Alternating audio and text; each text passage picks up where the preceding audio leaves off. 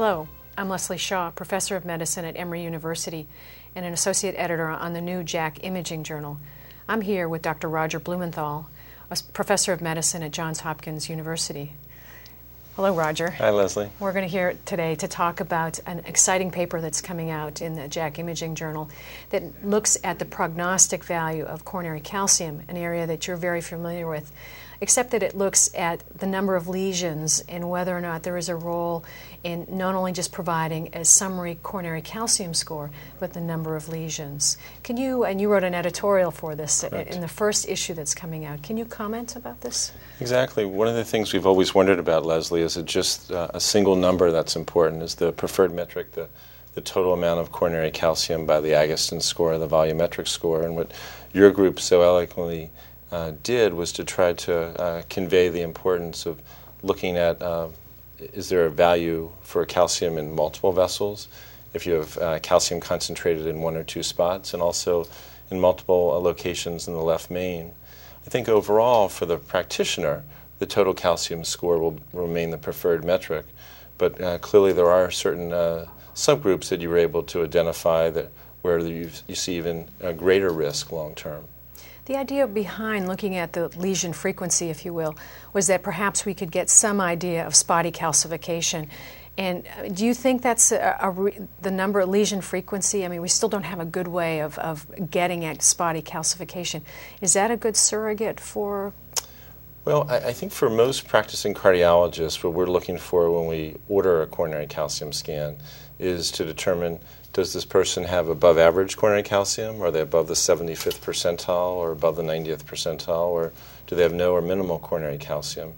And I think until more research from your group and other groups shows otherwise, the total score I think is going to remain the preferred metric.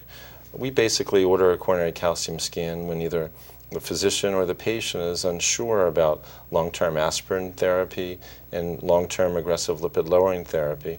And now, as we were talking about earlier, the American Heart Association now says for someone at intermediate risk for a heart attack over the next 10 years, they're recommending a blood pressure less than 130/80. So we have a lot of patients who have Framingham risk scores in that 5 to 10% range, as well as in that intermediate risk group. And based on early work by your colleague Paolo Raggi, most of us still focus in on whether or not the total score is in the top quartile for one's age and gender. But clearly multiple lesions in the LAD, lesions focused in one spot, multiple lesions in the left main, all seem to have incremental prognostic value. But the total score is still a very good predictor long-term of risk. Excellent take-home message. One question that I have, we have such great prognostic data. You and I have both contributed to that on coronary calcium.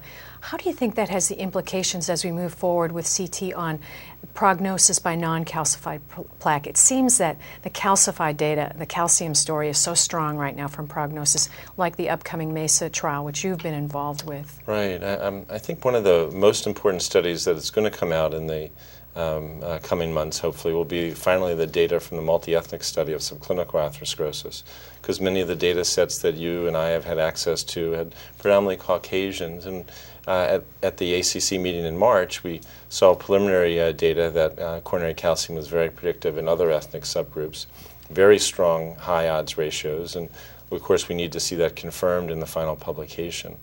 But I do think it's going to be hard for the presence of non-calcified plaque to add much to the ability of standard low radiation coronary calcium testing.